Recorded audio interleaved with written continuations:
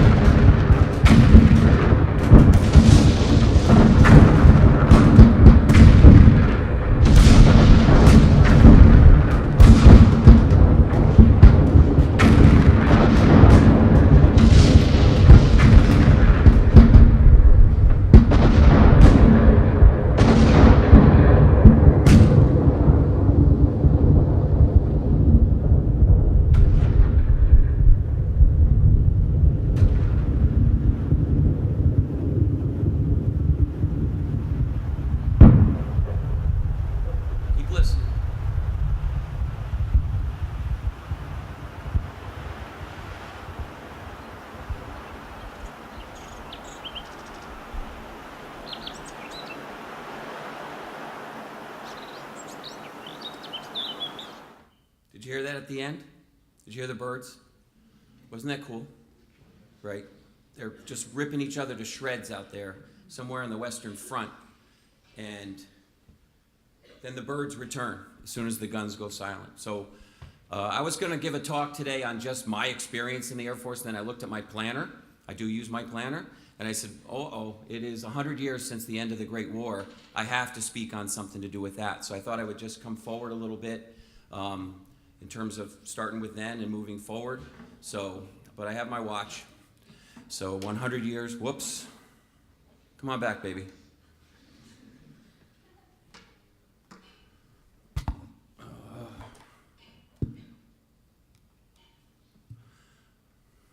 Come on.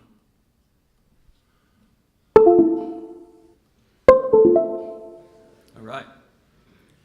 So, we don't want to go all the way to the end. So Veterans Day, Armistice Day. War to end all wars turned out not to be true, alas. If you want to read something about how the war started, there's a great book called Guns of August by Barbara Cushman. It's fantastic. Oops, I'm not up.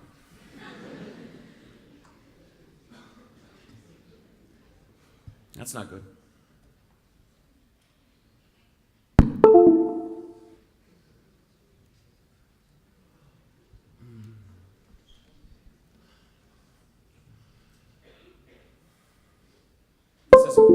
Come on, baby.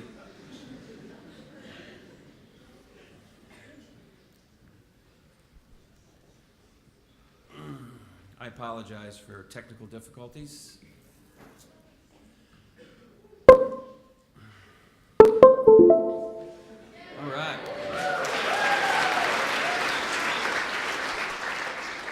So, horrific inevitability, then continuance to avoid disgrace. They knew something horrific was going on, and yet they continued to do it because of the lack of the courage by the leaders.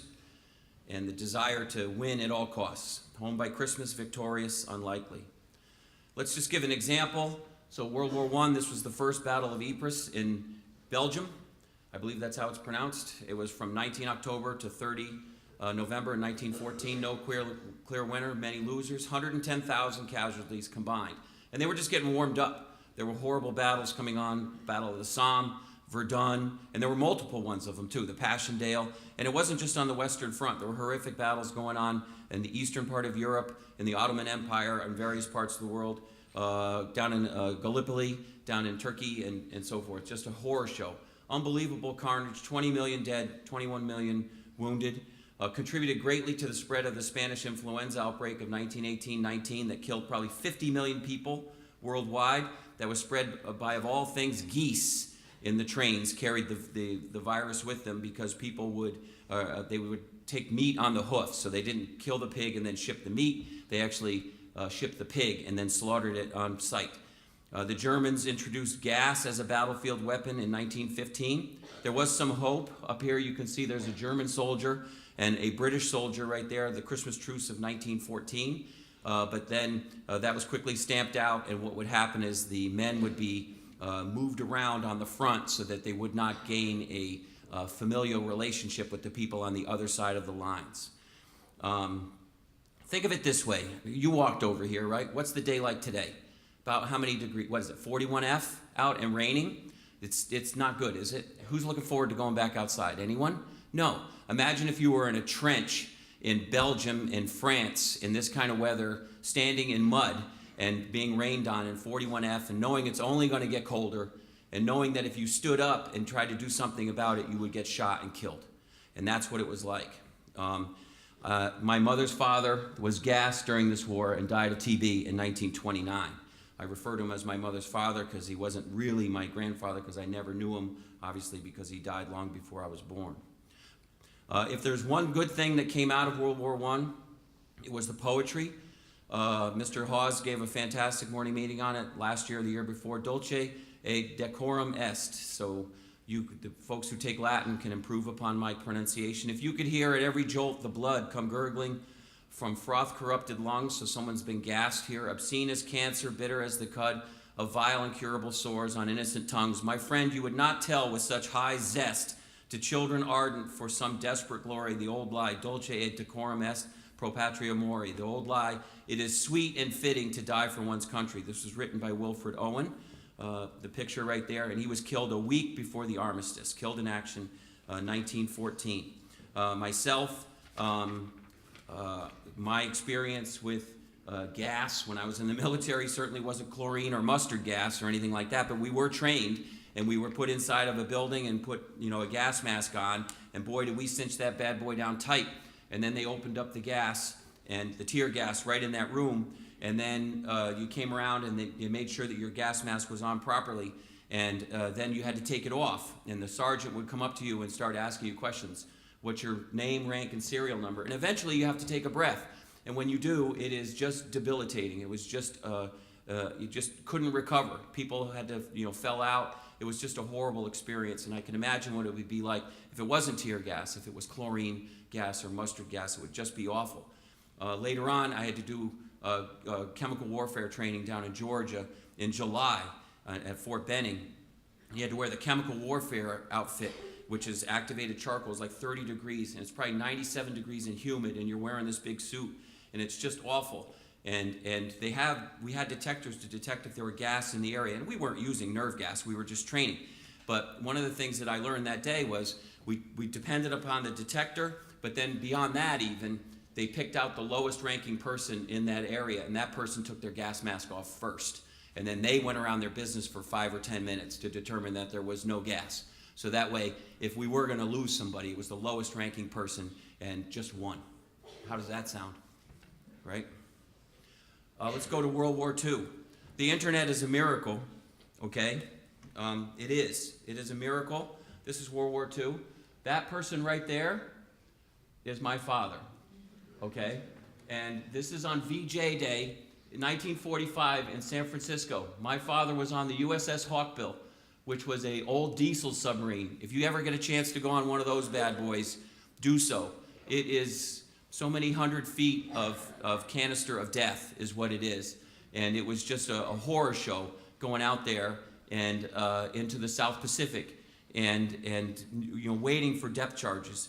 Back to being a physics teacher, they don't really need to hit the submarine. They just lob over these depth charges, and water carries the energy so quickly and so effectively that if it's within a few 100 meters of your ship and you're under such pressure anyways, you get a little crease. You've done this before. You squeeze a can, and as soon as it creases a little bit, the whole thing collapses, and then it's down and no coming back up. So here he is, and thank God, somebody took a picture in San Francisco in 1945, and there's my dad, and he's photobombing the picture. That's what we refer to it as now, and my brother found this picture, and my father died when I was very young.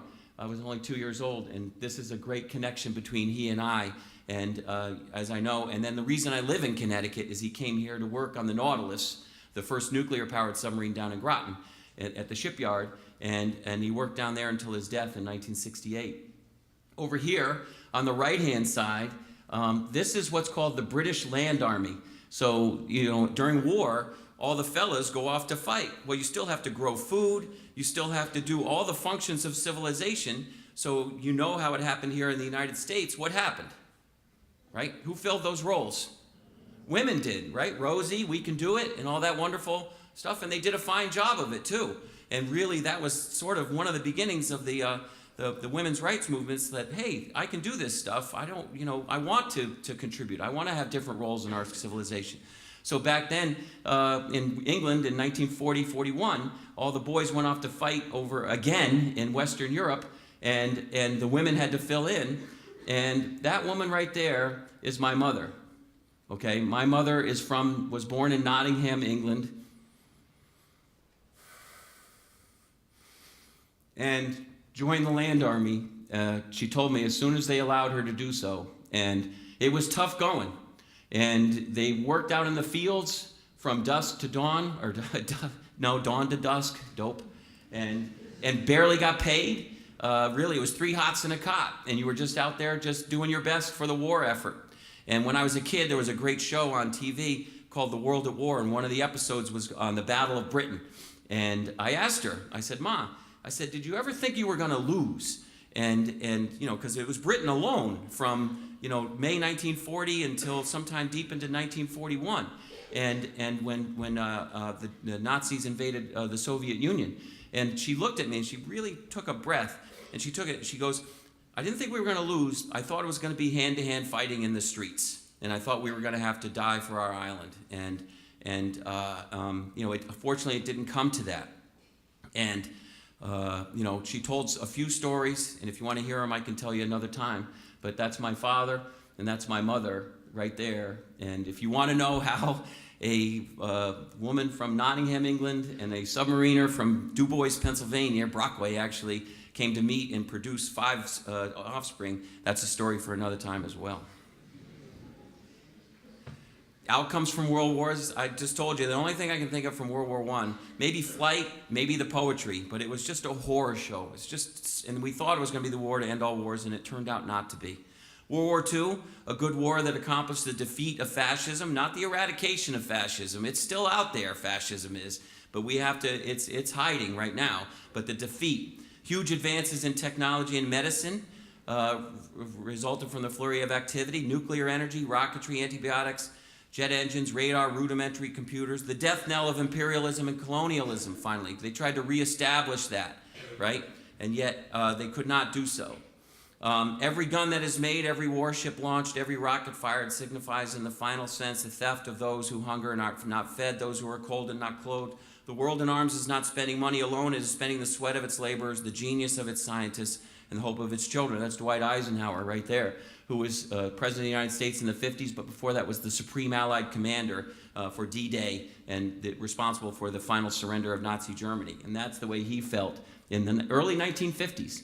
He wanted to fend off the advance of the Cold War, and unfortunately it didn't happen. And we've spent huge amounts of our treasure and time and energy on weapons. Perhaps we could have done it a little differently. Uh-oh, there's me. Okay? This is my last slide. You might have counted up to 6. I was an enlisted man in the United States Air Force. I can explain that too. Yes, medical. Thought it was safer. Wrong. I just wanted to do something to help other people. So I signed up. I was a pharmacy technician, and then I had a battlefield MO. I was a battlefield medic, the person responsible for getting people who were injured from the front to some sort of medical facility in the rear. And I remember I was in a helicopter with a guy, and we were training. And I said, well, it's a little safer to have the Red Cross on your helmet and on the side of your helicopter. And he looked at me, and all of these guys were Vietnam veterans, too. All of these guys were Vietnam veterans. And he looked at me and went, whoa, who are you kidding? He said, the first people they shoot are the people with the Red Cross on their helmet and the helicopter. That way there's no one to treat the wounded. And then they kill the radio man so you can't communicate with the outside, and then you know you got them and they're on their own. And I was like, uh-oh, that doesn't sound like a real good situation. Let me ask you a question. How many of you have ever considered joining the military? Raise your hands. Not the academies. I know there's a few of you lined up for that. Anybody really think about joining the military at some point in your life? Raise your hand. Go ahead. 1. I got a handful out there. Okay, there's a few of you out there. I'll tell you this. I loved every minute of it, even when they were yelling at me, even when I was getting rained on, and even when it was just not great duty. I still loved everyone. And here I have a warning right here. Do not go home on Saturday and tell your parents that Mr. Lehner says I should join the Marines. Do not do that, please.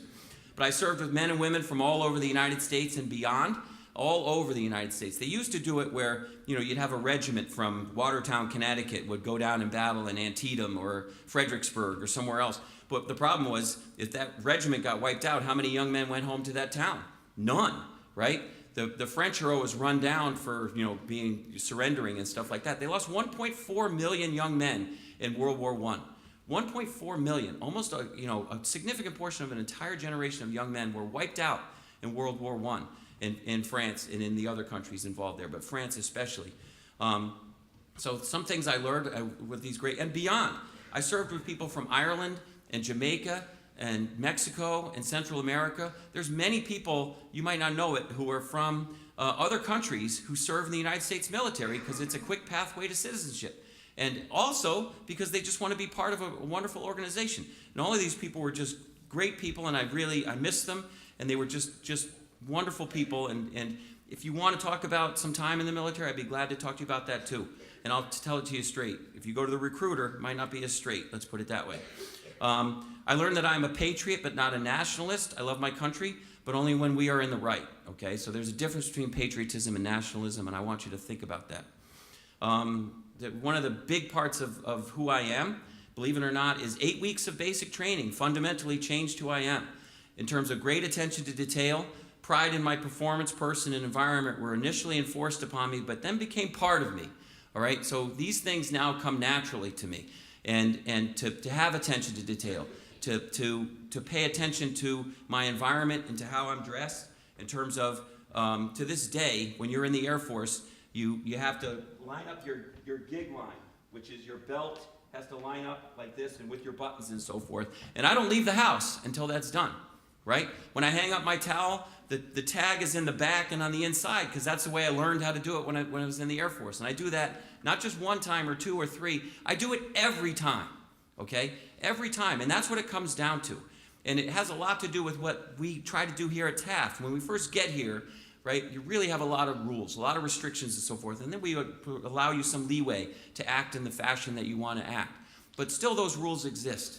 And we're all here. This is a tough place. So if we all work hard and make it that much better for each of us and on our own, think how much better it would be for everyone together. I learned to respect those in authority and to creatively and effectively satisfy the missions, large and small, that I was ordered to accomplish. All right, so there were people who were in authority over me, and they gave me orders, and I carried them out. And they weren't really specific. They would just say, for instance, we went on bivouac to Fort A.P. Hill down in Virginia, and they said, you, and you, go down there and dig a latrine. They didn't tell us how to do it. They just said, go down there and do it. And so we went, far away from the camp, downhill, downwind. You want the latrine downwind, trust me, and away from our water supply and things like that. And then we said, all right, how are we going to do this? And then we had to figure out how to do it. So you had that umbrella order, and then you were expected to accomplish the mission that you were given. And I learned to love my fellows, men and women, and the camaraderie that our common goals cause to be.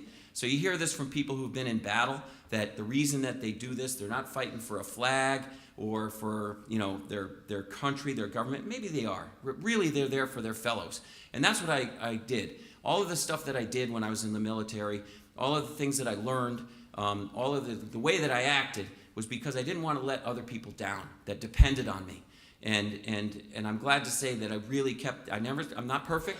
I'm really grateful to the Reverend for asking me to do this, so that I have to wake these things up in my own mind again and remember, the way I was, when I had that strength of purpose. And I still do, but really you need that revitalization every so often.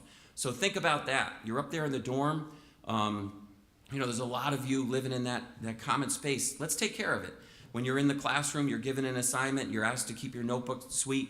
You're in the dining hall, okay? It's a wonderful, wonderful place. It's a great opportunity, beautiful people, beautiful edifice. The food is wonderful. The people who work there are great. Take care of it. Do your part, right? Clean up after yourself. Do those things. Victor in there is a veteran of the Vietnam War, and he's a wonderful man who's working, past when he should be retired.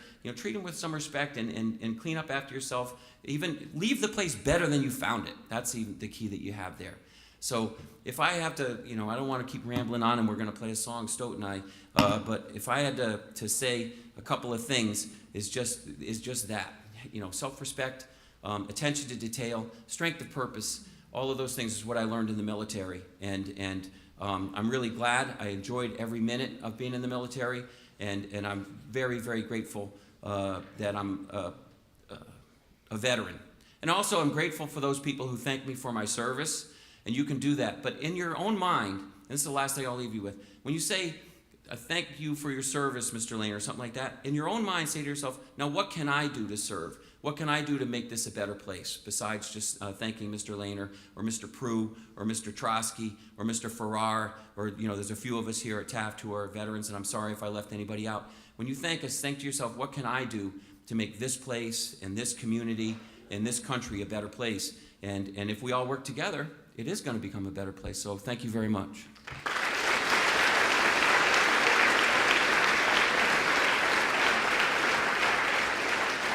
Right now, Miss Stoughton and I are going to sing this a lovely, elegant, beautiful song of love and loss, and hope you enjoy it.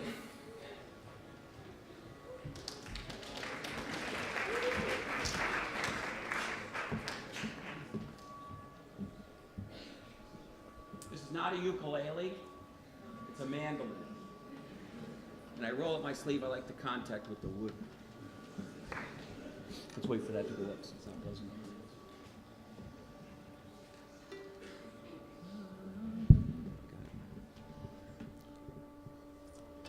2 days past 18, he was waiting for the bus in his army. He sat down at a booth. Cafe there, gave his order to a girl with a bow in her hair. He's a little shy, so she gave him a smile. Said, would you mind sitting down for a while and talking to me? Feeling a little alone.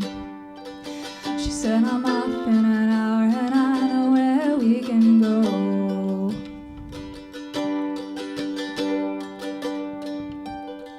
So they went down and they sat on the pier. Said, I bet you got a boyfriend, but I don't care. I got no one to send a letter to.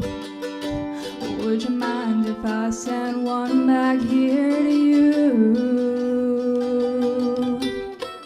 I cried, never gonna hold the hand of another guy too young for him. They told her, waiting for the love of a traveling soldier. Our love will never end, waiting for the soldier to come back again. Want to be alone, never let us say, soldier's coming home.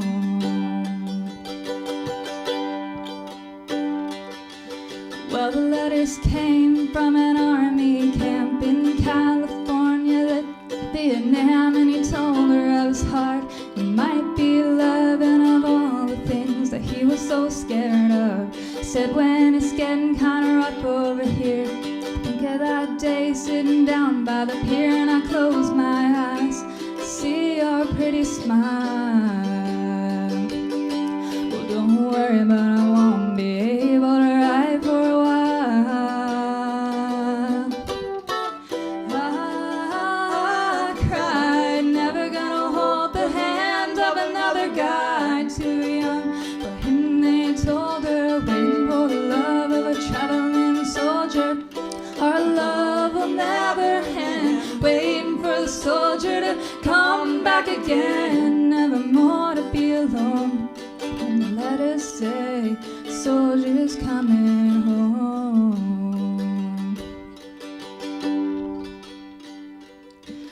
One Friday night at a football game, the Lord's Prayer said and the anthem sang, and a man said, folks, won't you bow your head for a list of local Vietnam dead?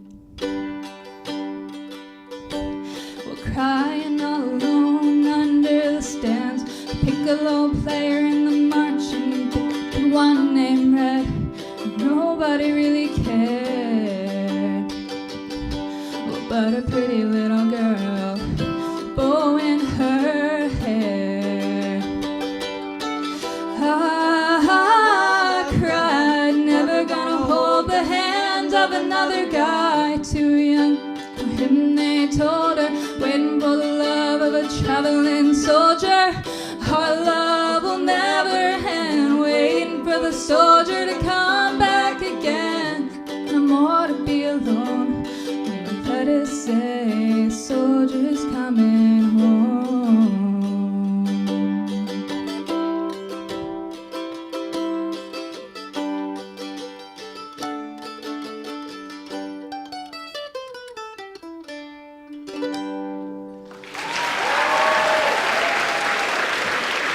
Thank you. Have a good day for observing Veterans Day.